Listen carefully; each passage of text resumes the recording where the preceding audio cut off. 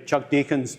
What we want to do today is talk to you about the next step in scenarios. We went through in a previous video with you on about scenarios and how to use them. How did we get those scenarios? Where did they come from? So what Chuck's going to do today is take you through our scenario creator tool and explain to you how you can create those scenarios or edit them for yourselves.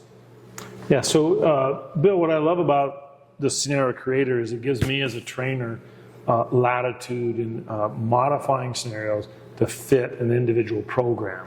So when a customer has a certain training opportunity they want to lean towards, you can do it. This is the overview here. As you know, this is our Safety City world here. It has many different areas that you could build in. This particular scenario I pulled up is built on this street right here. This happens to be Michigan Avenue. There's only 3 basic components to the creator, and they're listed over here: student vehicle, student scripted entities, and scenery models. So basically the student vehicle, there's 1 per simulator, it's there. This one happens to be a Charger, and this is the path that it takes.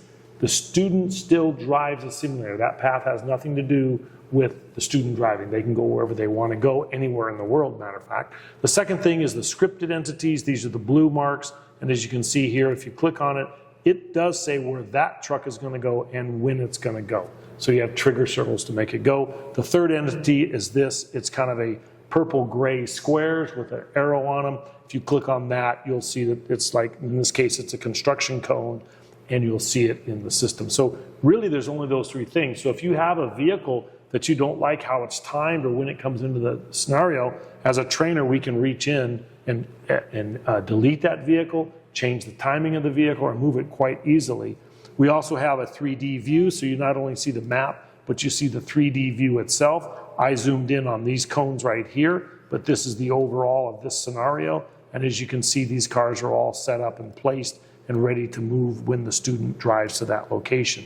So it's an easy to use program. We've proven that even a caveman like myself can use it, but the benefit to the customer is that you can modify and make it more closer to your own training needs or training opportunities that you're looking for.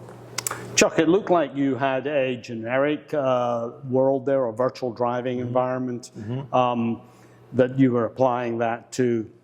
Is it possible to have something that's a little more geographically specific for a customer? Can they still apply the same? Yeah, very much so. So obviously we get a world, it's called Safety City. It's generic, as I showed you before. We've got the mountains, we've got the city, we've got the rural, we've got the residential, the industrial, all of that. But some customers want to have their specific world put into their system. Now we can't build their entire city just because of the technology, restrictions of that. But what we do is normally we build like a section. So I pulled this one up from, happens to be in Canada, but you can see we have the sections of their city here. To them, it was quite important, and you can see the difference here. I'm going to zoom in and click here, and in our 3D view, you'll see that they have a very specific, and to me, it was somewhat unique roadway here in intersections, in that they have the bus lane is in the center of the roadway with left turn lanes out here, and different signals, some controlling the bus, some controlling the lanes of traffic. So it was a very specific need for them to train in those environments. They're training, in the winter, they're training snowplow. In the summer, they're training public service or public service agencies, but also they're doing public works. So the dump trucks are going through here, and the city vehicles are going through there. So they're using their system in multiple ways. Right. From a trainer's perspective, obviously this is great, because now I can teach exactly that one intersection that everybody seems to have trouble with. It'll be in my system, I can train to that. So it's a real benefit for me as a trainer. So local geographic areas that traffic setups that they may have issues with. And it's usually something specific, like, oh, we always have crashes at this intersection or in front of this building. Right. Usually it's specific to a customer's need. I see. Thank you.